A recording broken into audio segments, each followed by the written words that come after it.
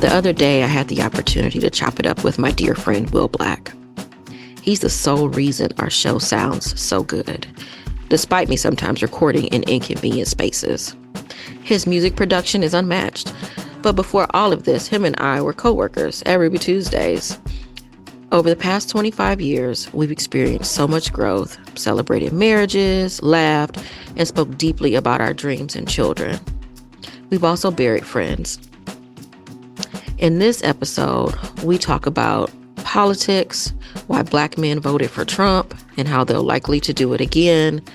We talked about fatherhood and just overall joy. I hope you enjoyed this conversation as much as we did. I think we all tend to think we know it all. Well, especially when we're like 16, 17, 18, 25, somewhere in there. There's that know-it-all space of life. Like, you can't really tell me nothing. Exactly. And then you move on from that and you realize, holy shit, I don't know if I know anything. I feel like one of the things I love to say is I feel like we realize the moment we realize we don't know is the moment we realize we know everything.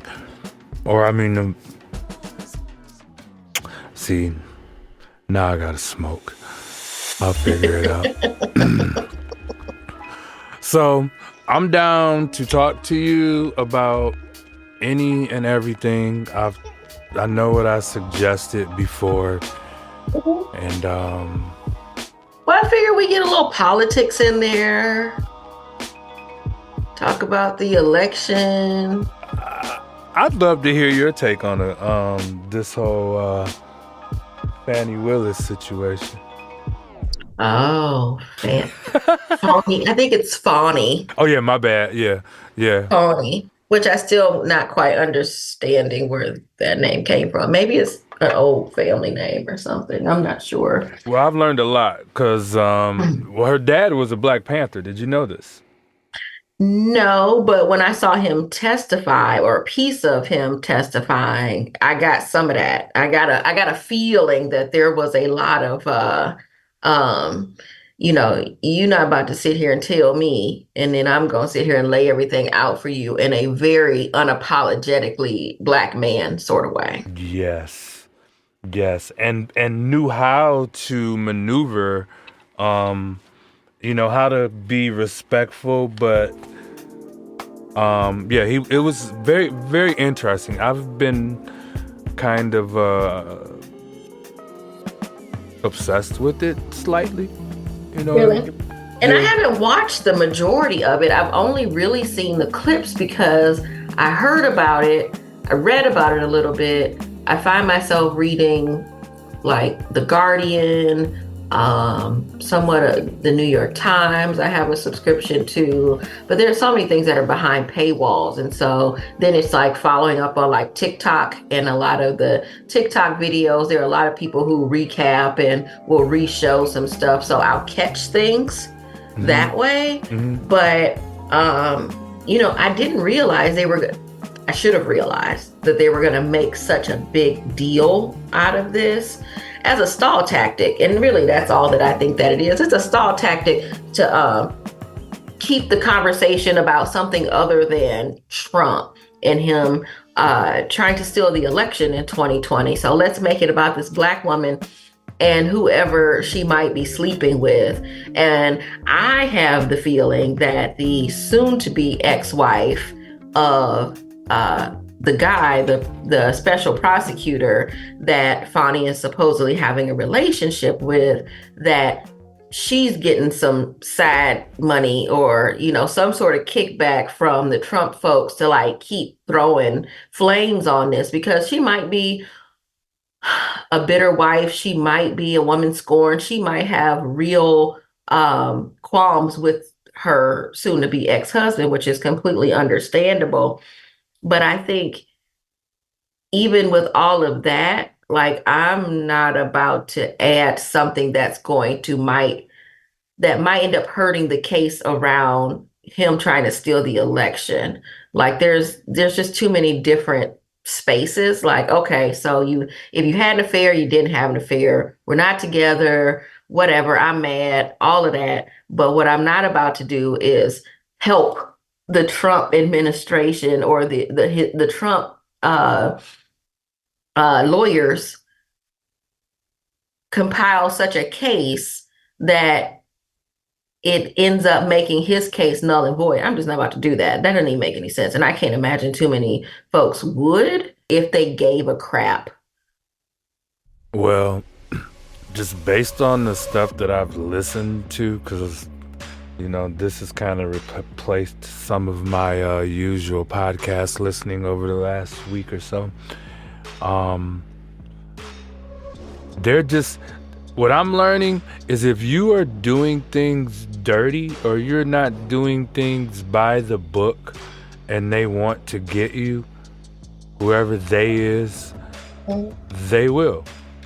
Because based on what I'm seeing, there's so many holes in how they've been running their business.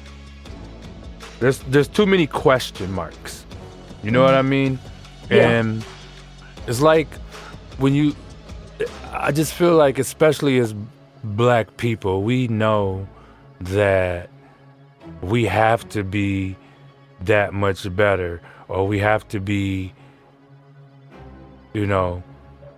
good, or, like, I'm not driving in, Bloomfield Hills with 4 dudes in the car with baseball caps. You know what I'm saying?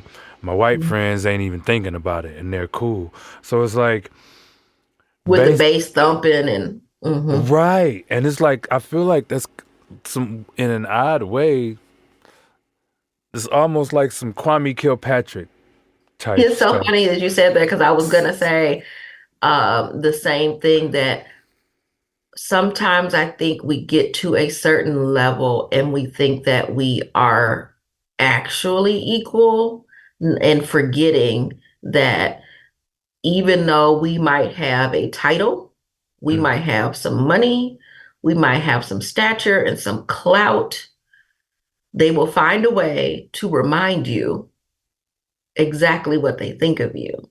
And so you can't play the game that was not built for you to be a part of. And you weren't meant to be one of the players. And if you get too close to it, I think that's when they start to knock things down. Don't hate the player, hate the game. And the game should be hating. But with Fonnie, I think that my personal opinion, from what I have seen, I don't think she did anything wrong. She and a lot of coworkers sleep together. Like, that's probably pretty common, even though people say it's frowned upon, whatever, what have you. I don't know if there's any HR issues with that for, where they are technically employed. But it happens more often than not that people who work together in the long hours and the this and the that and whatever, that they end up, in some sort of relationship, whether it's a for real relationship, or if it's just a right here, right now sort of situation. And so, it doesn't come across to me that she's stupid in any way, shape, form, or fashion. Like, she has to know, like, what is okay and what is not okay, and if it was going to cross any lines. And I feel like she probably crossed all her T's and dotted all her I's before, especially since they've taken vacations together, apparently. So if that's the case, I feel like, that she's done everything above board and they're just fishing for something. But I feel like she sounds to me and presents to me as somebody, it's like, you can't check me on this because I'm following the rules to the T. Like, I did not fall outside of the lines from, I'm not paying for stuff or paying for stuff separately or all of that, because otherwise most people aren't thinking about, whether or not I gave you cash on this day for X, Y, and Z. And the other thing I thought was really dope, that she just keeps that much money, locked up in her own house, because her daddy was like, cash is king, and you gotta, you can't trust banks. That was like the blackest thing I've heard in a really long time. Well, I mean, we're very familiar with that. That wasn't something that I wasn't it, that was something that I was when that was said, I'm like, well, yeah. Right. you know, the big question that they're trying to raise that I'm noticing, because I'm watching how the defense, which is interesting in itself, because it's the defense that's now prosecuting them in this trial. So that gets very confusing because they're not on trial. Right. They're basically trying to make it look like the reason that I forget what the assistant DA that she hired or whatever his position was, the assistant attorney, because he's not a DA, but No, he's like a special prosecutor, I think, maybe. right. So they're basically trying to make it look like the only reason that he even got that job was because they had this relationship. Right. So it's looking like a kickback thing. And based on how their I's and I's are dotted and their T's are crossed and how it's looking, it ain't looking good. Because what they haven't done is proven that it isn't some type of kick. There's too much possibility of possible something, which is just enough, and we go back to when, being black. Like, it's just enough for, the opposition, whether that's the Republicans or, right wingers or, you know what I mean? Whatever, because that's the whole thing. There's always this common thing, but we put these titles on, and there's always this common thing to me where it's like, well, if you change the titles and the names of certain people, everybody's saying the same thing. Mm-hmm. You know what I mean? Like if this was if this was reversed and these were Trump's lawyers and all of this same stuff was coming up, we wouldn't care what the hell was going on. That's enough for us to be like, see, we need to overturn this whole case, or they need to get some new people in office. You know what I mean? All of the same stuff. Mm-hmm.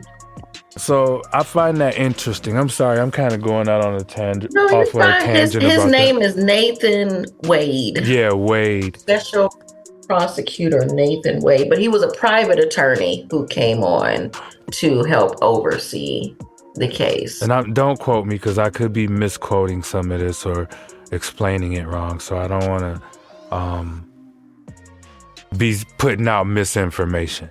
I do want to be conscious of that. But basically, it's not looking good. It's just, and ultimately, the goal is, as you said, to delay this as long as possible. So, right. I mean, that's the only thing I can say is that what they did do was give room to prolong the case, because I've seen a lot of comments online about how, she's messing it up and, she's ruined the case, because of, her sexual desires or what have you. And, and it's always different when it's a woman versus a man. I think if, the main person was a man, if it was him in Fonny's place and in her, then it would be looked at just a tiny bit differently, I think, because there's always something extra adding, like, oh, she's doing what? And she's supposed to be in charge. There's this, I feel like sometimes this level of, I'm trying to think of the word.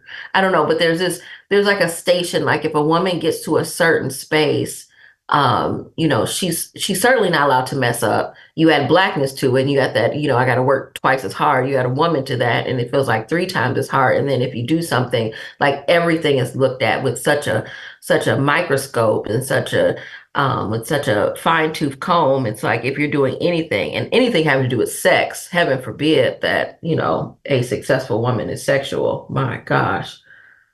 Oh, well, no, not a successful, powerful woman like that as well. We just need to communicate more, and people don't communicate enough. And we need to communicate with people that people that aren't like-minded. I learn more from listening to different views than to constantly listen to views that to reinforce what I'm already believing. You know what I mean? But how do people listen more in this case when it comes to what happened here? Well, just like as I said, first of all, just start very simple and basic. I feel, it's like I feel in a lot of cases, politics, race, we root for who we can relate to most, I believe. Yeah. And it's the whole, could you have a beer with them sort of thing? Yeah, or I mean, or maybe I wouldn't have a beer with Trump, but Trump pardoned Lil Wayne. You know what I'm saying? You know what I'm saying? Like, so that for me is like Lil Wayne, that's my boy. So it's like I'm Trump. That's it. So it's like I feel like we root for what we identify with. Christians will vote Republican because Republicans are pro-life, and that's it. Mm-hmm. Nothing else matters. I identify with, being that. So,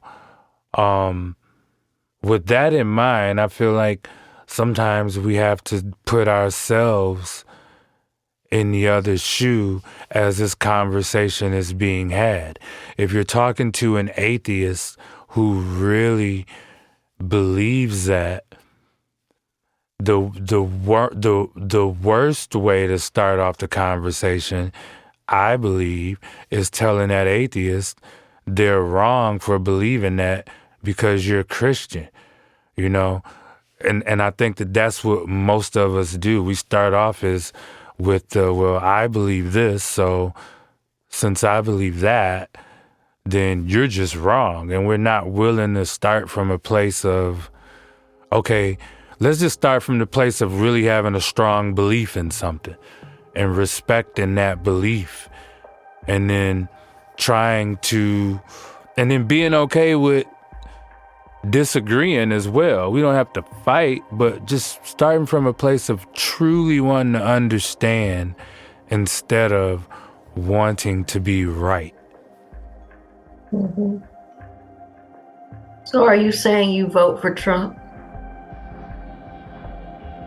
No, I'm not saying anything.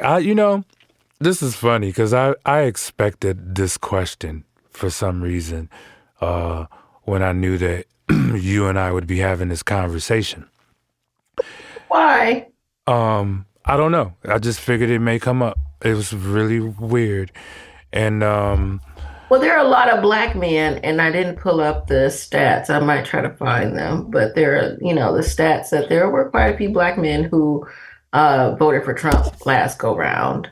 And it's going to be more this time. People who believe that he may, that, not even identifying as Republican, but just believing that Trump did something for black people or for the economy and for their bottom line that makes them believe that they should vote for him over a Democrat, Joe Biden or otherwise. I feel that there are going to be more black people that vote for Trump this time. I think a lot of that will depend on who the other options are, but based on what I'm seeing, yeah, I believe there's going to be more black people that vote for Trump this time. Definitely more black men. And I can understand why. And why is that? For the same reasons that I said before, where I feel like people... Does he pardon Kwame Kilpatrick and Lil Wayne? Well, no, not just that, but more black men can relate to Trump than they can to Biden. They don't relate to Kamala Harris, and they don't relate to Biden at all. But what do they relate with Trump? Trump's effort mentality. Trump's like, I'm gonna do this. Trump's everybody's messing with me. Trump's, you know what, I'm gonna do this. You know, like that's it. Trump's gangster mentality. They may not like it's me against the world. Yeah, like for real. But see, Trump is an amazing marketeer, promoter. And he knows how to relate to a whole bunch of people. And this is why if he's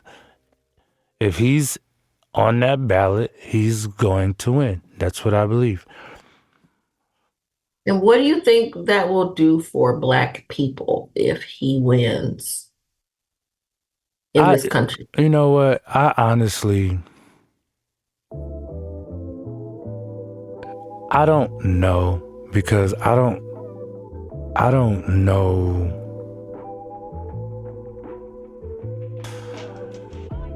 It's like, and this is a hard conversation for me to have with a lot of people, a lot of black people, because it'll sound like I'm voting for Trump, and that's not the case.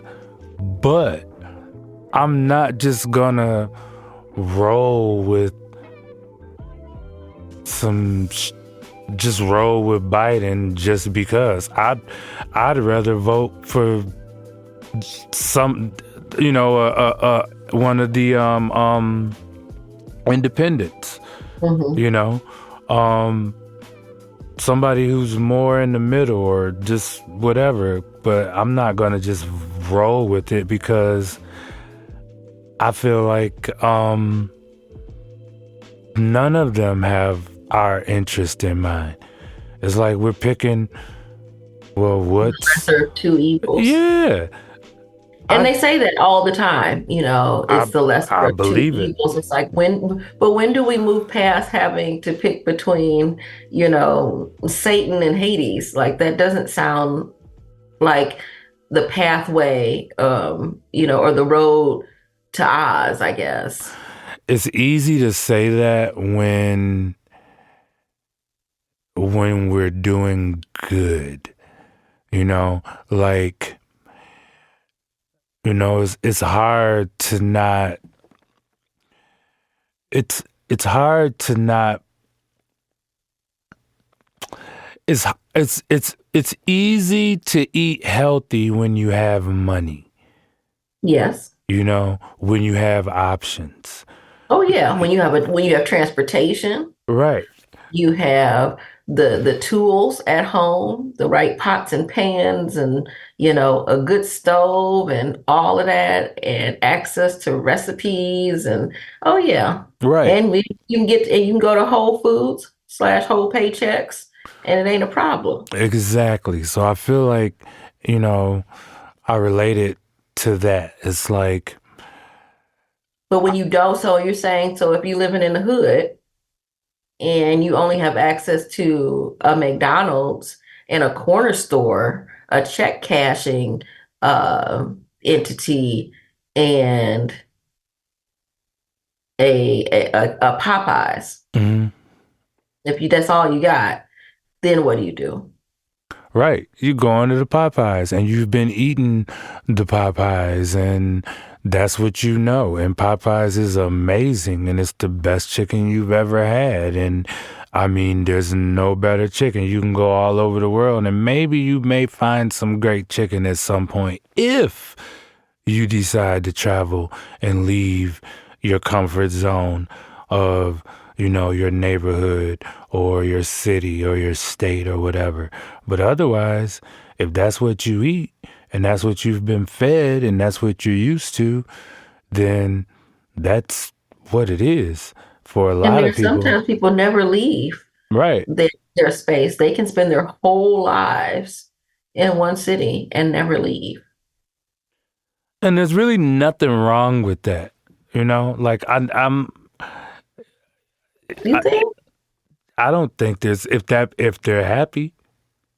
But I mean, how do you know if you haven't left to see what else there is? I'm not saying you have to move somewhere else, even though I'm a big proponent of moving Right. and people being somewhere else for a while anyway, just to see what it is. Right. But to not ever leave the zip code and see what is going on in the rest of the world, and your bubble is so small, how do you understand your place in the world? I mean, I think that everybody has their journey and, maybe your traveling is, maybe it's some sort of mental traveling, or maybe it's some type of spiritual traveling, or maybe your experiences are, I should say your experiences, not necessarily your traveling, but your experiences, are those ways, maybe some people's exploration is, climbing mountains and, skydiving.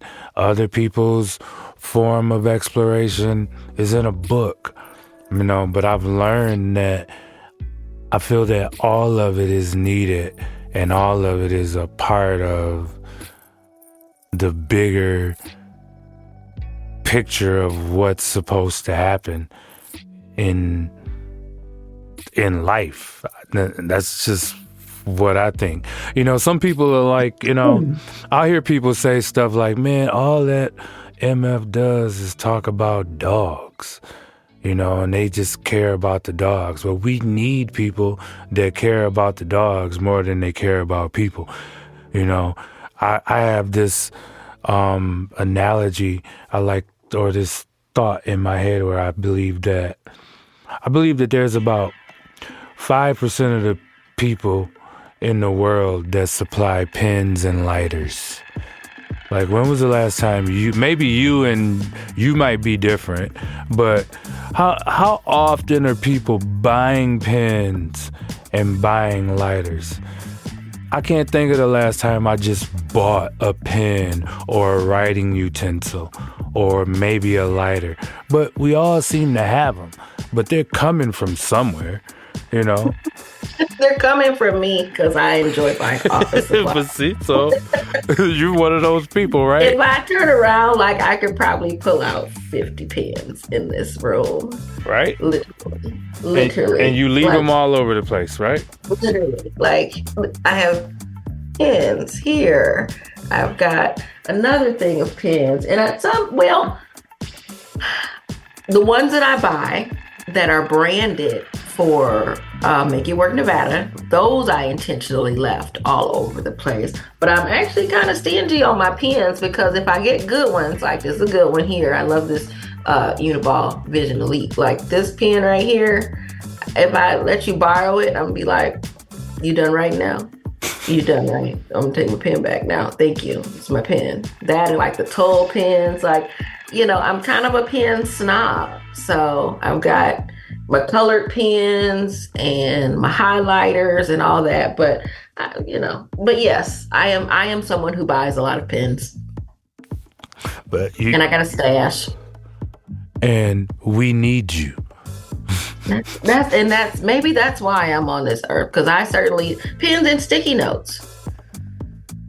That's what I got. See, We need you. Yes.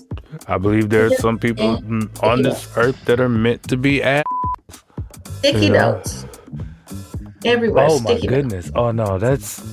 This is just the grab that I just pulled up off the desk. That's not, sticky notes. So let me ask you about your sticky notes. When I named this podcast Sticky Note Conversations, it was on purpose, and it was because they are everywhere. They're stuck to books.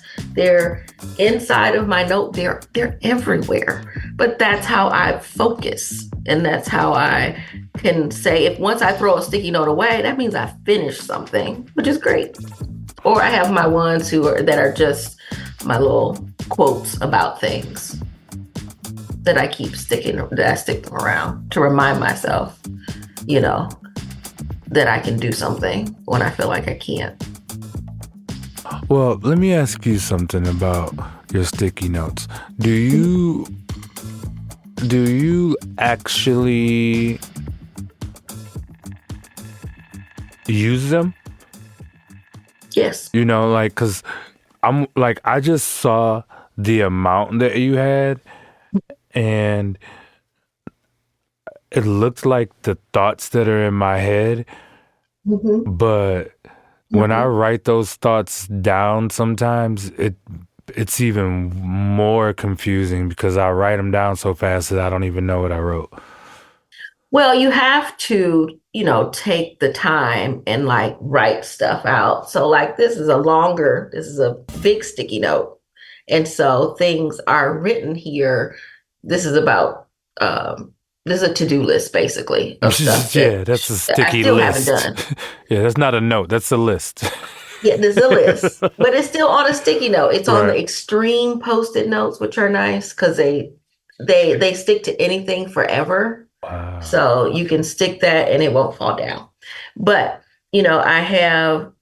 sometimes I just need to write something down real quick. Like this is just somebody's, a phone number on there. And, there's just stuff, I've got a sticky note of a note that my daughter left me. But then, they're all over the place of things that I need to remember to do or think about more clearly. It's not an entire, thought sometimes. Sometimes it is only a piece of something.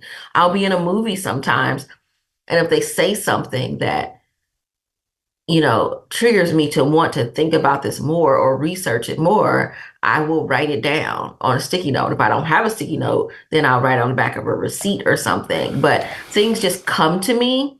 And so, maybe it's very beautiful mind sort of thing, and it's sort of all over the place. But I don't know another way in order to grasp and hold on to all of my thoughts at the same time, because my brain works so fast sometimes. And then I'm also sometimes very forgetful. So it's like something will be brilliant. I could think of the most brilliant thing, and then I'm going to forget it if I don't write it down right away. But it's working for you, so that's all that matters. Right. It's my thing, and I'm going to keep, sticky notes and pens in business for the rest of my life. I should probably just get some stock and post it, I think. Well, my wife is definitely a list and sticky note person. So, so I totally understand it. It just does not work for me. So what do you do with all your brilliant ideas and your thoughts? I have to get them out immediately. And you just write them down, or you record them? I tell somebody. It depends on what it is. It's not unusual for me to randomly call somebody and tell them something, or it's even to record them. Even if it's a creative idea musically, if I pull out my phone and try to record it or do anything, is not the same, because it's not that organic feeling of when I did it. I guess I've never thought about it this way, but I guess it's kind of similar to when I say if I write something down really quick, I usually don't remember it. Like, that was a whole thing when I was in the service industry and waited tables, because I could take a party of, 10, 15 people and remember their entire order and remember who ordered what, all of their subtractions and add-ons and everything, and literally remember it. But if I wrote it down, I always messed it up. So, and this is exactly how I end up starting podcasts and never actually doing an introduction. So,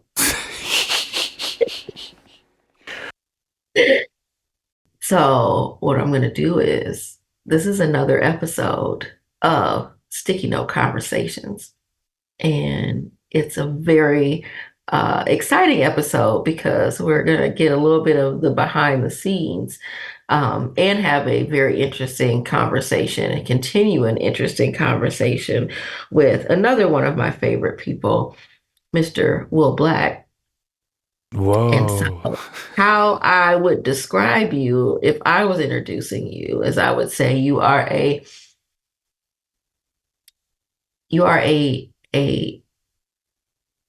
music producer who has been producing music the whole time that I've known you, but also you are the person who taught me how to bartend a little bit. And I think Wil is the person who showed me how to make a mudslide. And that's what I think I will think of you as, my friend who taught me how to make a mudslide at 18, and um, a music connoisseur and with a great ear. Wow. That's what I give you. And so, as I always do, I'm gonna let you introduce yourself. Wil Black, who are you? I am Wil. Wil, I am. That is who I am. I am who I am. I'm a husband, a father, a brother, a son, a friend, a music lover, a student, and I don't know, a vibe. You are definitely a whole vibe. Definitely a whole vibe. And so, for the audience, to give a little background of how we know each other and how we got to this point, back in 1998. Wow. I know. Back in 1998, I applied for a waitressing position at Ruby Tuesdays in Waterford, Michigan, at the Summit Place Mall. And I was still in high school, and I got the job. And I think it was my first waitressing. No. Yeah, maybe. No, it wasn't I'm lying. That was not my first waitressing job. My first waitressing job, I think, was at Baker Square. But this was my first, like, for real job. And I started there, and I was one of the youngest, I think, but I feel like it was my first grown-up job where I was around grown-ups who had, like, lives, children, and marriages and family and all kinds of stuff, And I think I learned how to be a big girl working at Ruby Tuesdays. And I also learned, like, just there were so many personalities. So working in a restaurant is a very interesting thing. But sometimes you ever watch, like, restaurant shows or anything like The Bear, and you see, like, the back of the house kitchen folks or whatever. And And there was a movie once too that really depicted that life. And it's just such an interesting thing. And I feel like there were so many personalities, and including yours. But I think I might have been a little afraid of you when I first started because you seem mean. Like you always seem grouchy and mad at something or whatever. And it was like, ooh, don't get on Will's bad side. Man, it's interesting to hear that because I've heard that often. You know. Also, I wasn't the only one who thought that. Oh no, I mean you're not the only. I mean, people still say that at times. I guess. I think I wear a lot of things on my face. Well, actually, I know that I do. Um, and yeah, I probably was pissed off about something. But that's, that's kind of bad though, because I don't consider myself a grouchy person, and I hate that, in those moments, that's how it came off. But obviously, you got to know me a little better and know that that's definitely not who I am. No, not at all. Yeah. Not at all. And I think, I think it was probably our mutual friend Kelly who uh you were really close to, and I was really, really close to, but we were close on like opposite sides of each other or what have you. But, y'all clicked probably right away, which I think opened the door a little bit for me to actually get to know you a little bit better. And then I don't know, I think the first time I was invited to the Brick, which was like, your house, and used to have like these parties and stuff that I was like, oh, I'm in. Well, the Brick was the studio. It was Brick House Studios. But yeah, there was a lot of partying and things that went on. And contrary to popular belief, I wasn't a part of a lot of them because I was working in the studio. Everybody else partied. I would be working in that atmosphere. And those were some good times, though, actually. They really were. Oh, they some good were. times. They were. I remember one time in particular, I don't know, it was a holiday. It might have been like 4th of July or Oreo, or I don't know, somewhere where somebody would be barbecuing and making potato salad. And I made potato salad, and I think Sean made potato salad. And he was like, your potato salad is actually better than mine. How could that possibly be? And he said in his big boisterous voice, and it was so funny. And I was like, because I know how to make potato salad. That's why. And he was like, how does Erika know how to make potato salad? But I remember that moment so well. I don't know why that moment sticks out to me so well, except for the fact that like I really love Sean. Like he was so much fun, and I think of him often, and the amount of hilarity that he brought to the job. Both on the clock and off. He was so much fun. Yeah. Yeah, it's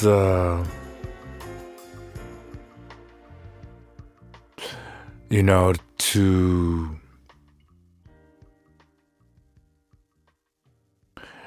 and that's again goes back to what I was saying earlier about journeys and purposes, and those little moments that you've had with people, and those people not knowing how it may have affected them, or how it may have affected you, and it's something just in passing or whatever. And we really have some amazing friends from that era and that job, and we lost some great friends and some amazing people. And the ones, that we lost, it's like, they say, the good ones, or that wasn't the one that you would have expected, or they didn't deserve it, or whatever. But in war, sometimes a few are sacrificed in order to save many. And I feel like, those people, Kelly, Sean, my brother, when you think about who they were, because I could think about special moments with all three of them, and then I know what they meant just amongst the group. And when you think about those moments and stuff, you realize how important they were in those times. Yeah, sometimes it's hard to believe that they're all gone.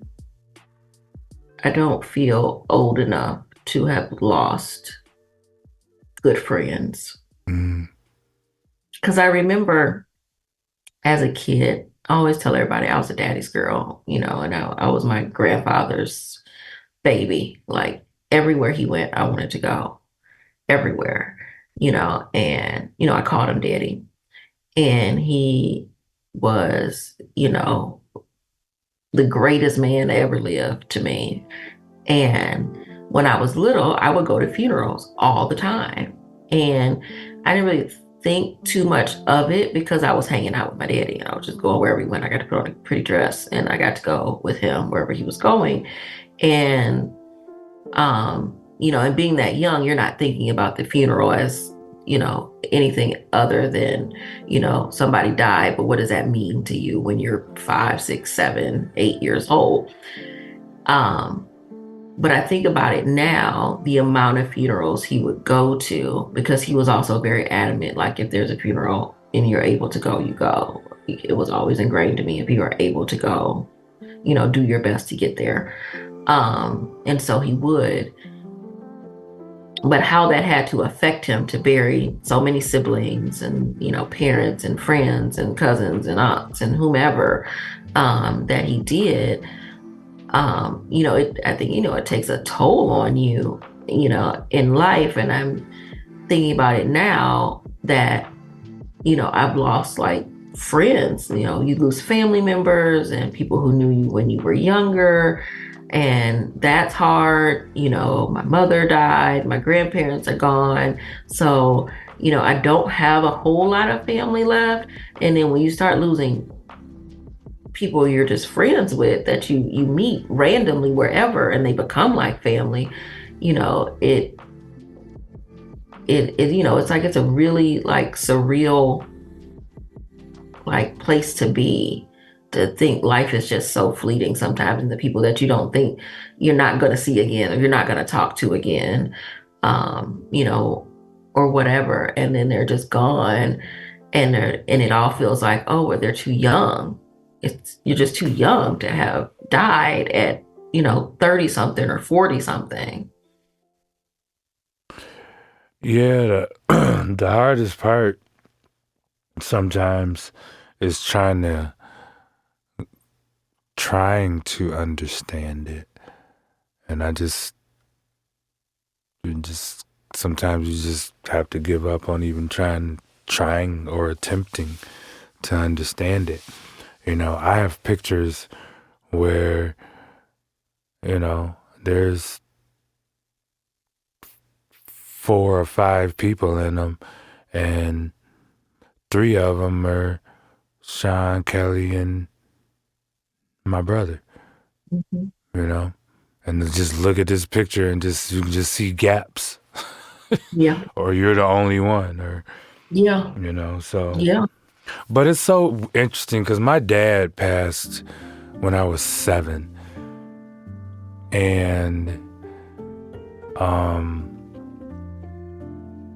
I believe that it's like as I got older, I understood what the importance of 7 is. And I'm talking older, like late 40s. And realizing what had happened at 7 and everything, during, right before, whatever in my life, and just remembering it. and remembering it in a way where maybe I had totally not even ever thought about it was traumatizing, or I don't know. It was a journey. It was a journey, but you learn, or at least you think you learn, to accept loss early. You know,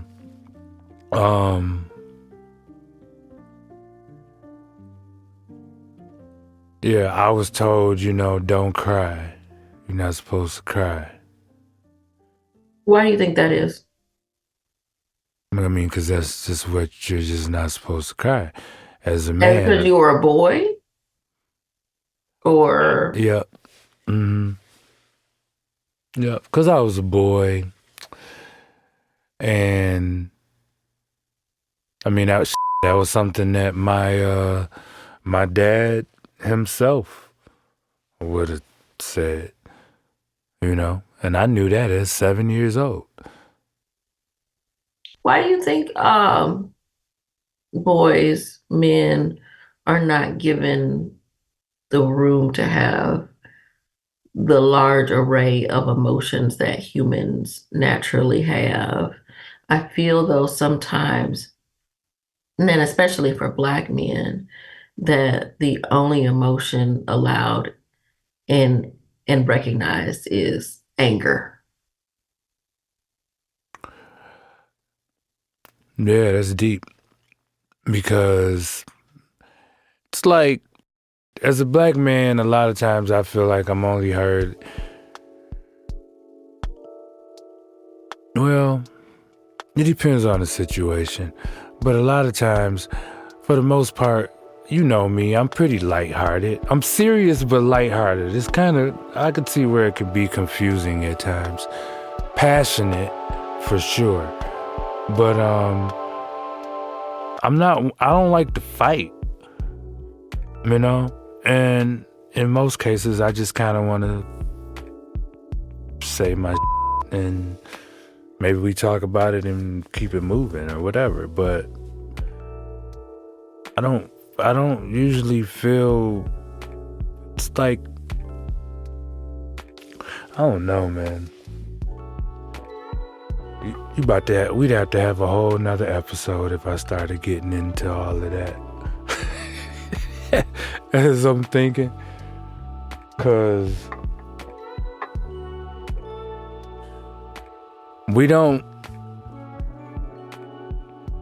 it's just confusing. I feel like you have to be who you are and find who you are and work through who you are. You can't, as a Black man, I've learned that I can blame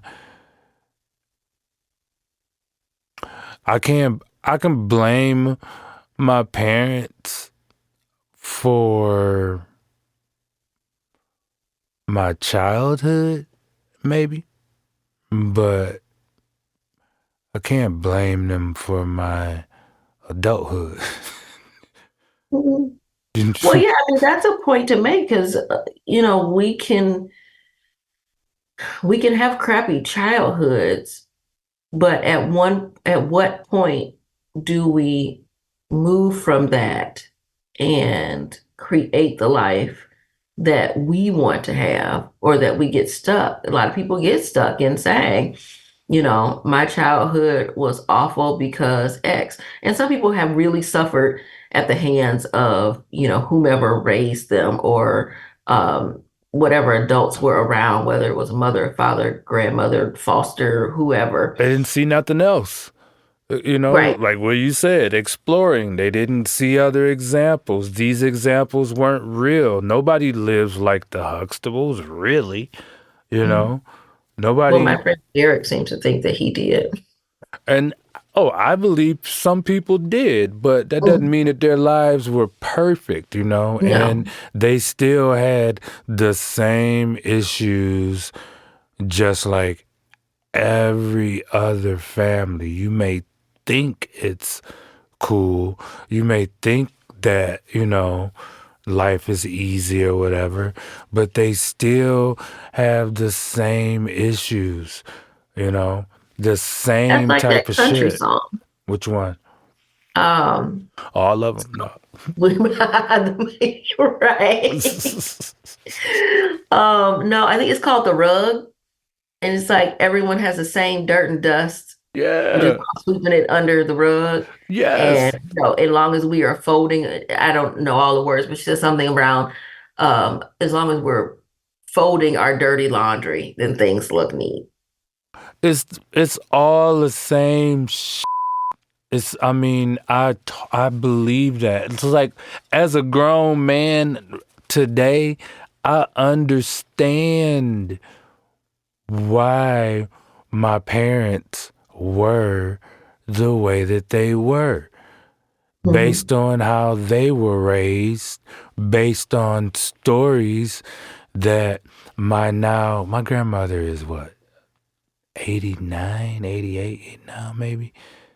But based on stories, no, she's older than that, that she has told me about her grandmother being a slave.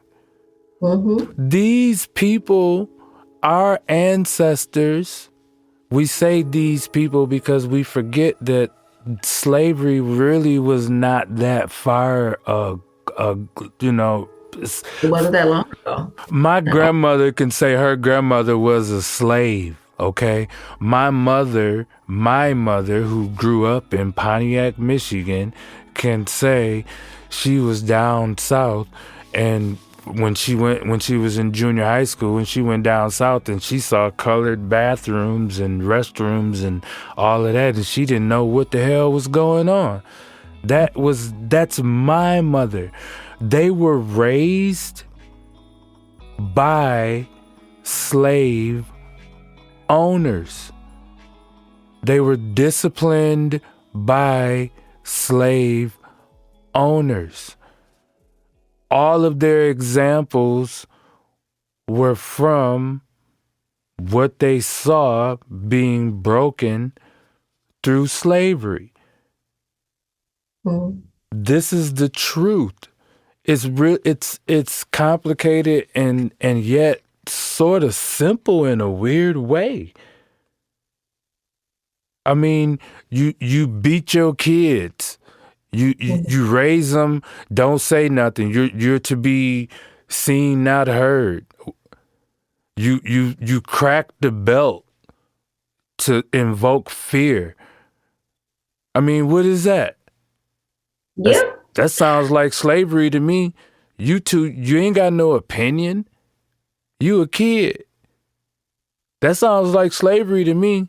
And I can't wait till your ass is 18 so you can get out of my house. That sounds like slavery to me.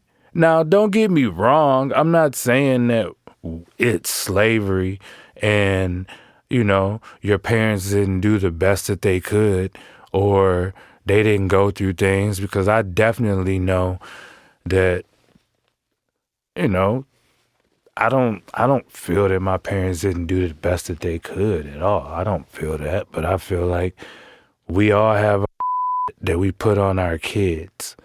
And the sooner that you can figure out some of your and be honest about it, and be real about it, and then think about the kid that you were and how maybe you may have wanted to be treated, the better you may be at being a parent.